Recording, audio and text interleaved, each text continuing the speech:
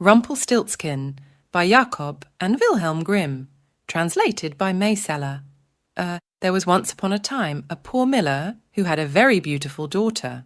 It happened one day that he had an audience with the king, and in order to appear a person of some importance, he told His Majesty that he had a daughter who could spin straw into gold. "Now that is certainly a talent worth having," said the king to the miller. "If your daughter is as clever as you say she is, bring her to my palace tomorrow morning."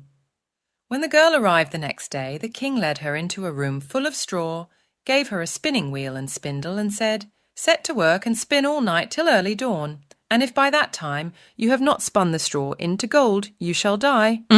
Then he closed the door behind him and left her alone inside. So the poor miller's daughter sat down and did not know what in the world to do. She had not the least idea of how to spin straw into gold, and at last became so miserable that she began to cry. Suddenly the door opened, and in stepped a tiny little man who said, "Good evening, Miss Miller Maid. Why are you crying so bitterly?" "Oh," answered the girl, "I have to spin straw into gold for the king, and I haven't notion how it is done." "What will you give me if I spin it for you?" asked the mannikin. "My necklace," replied the girl. The little man took the necklace, sat himself down at the wheel, and whir, whir, whir. The wheel went around 3 times, and the bobbin was full. Then he put on another, and whir, whir, whir. The wheel went around 3 times, and the second was too full. And so it went on till the morning, when the whole room full of straw was spun away, and the bobbins were full of gold. As soon as the sun rose, the king came, and when he perceived the gold, he was astonished and delighted, but seeing it only made him more greedy than ever for the precious metal. He had the miller's daughter put into another room full of straw, much bigger than the first, and bade her, if she valued her life, spin it all into gold before the following morning. So the girl did not know what to do and began to cry. Then the door opened as before, and the tiny little man appeared and said, "What will you give me if I spin the straw into gold for you?" "The ring from my finger," answered the girl.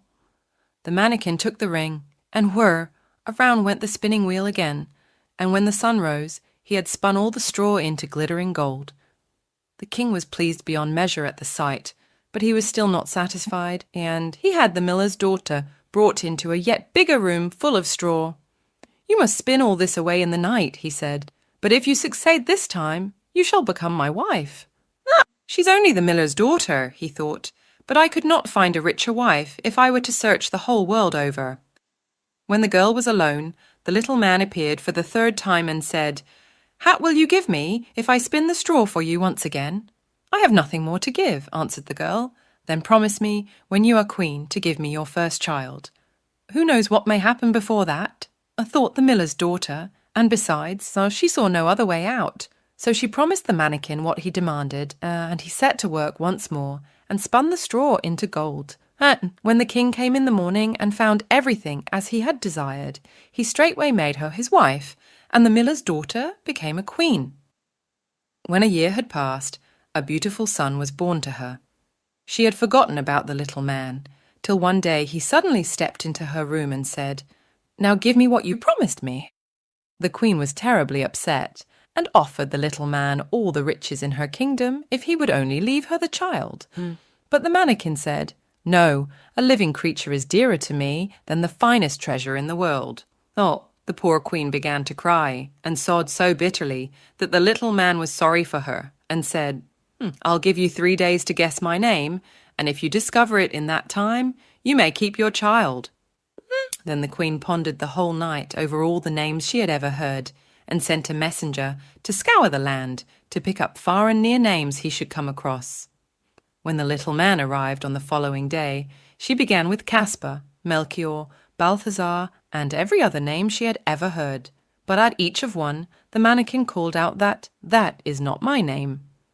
The next day, she sent to inquire the names of all the people in the neighbourhood, and had a long list of the most uncommon and extraordinary ready to ask the little man.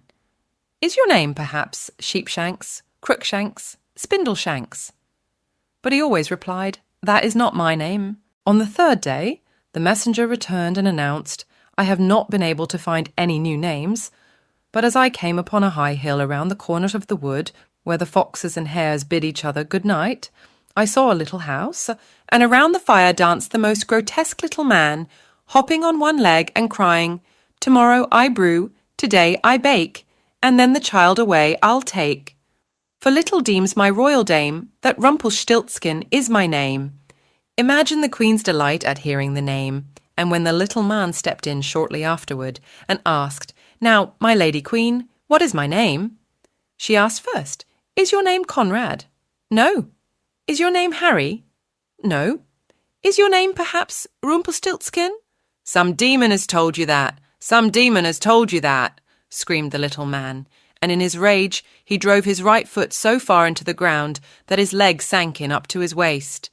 Then in a passion he seized his left foot with both of his hands and tore himself in two.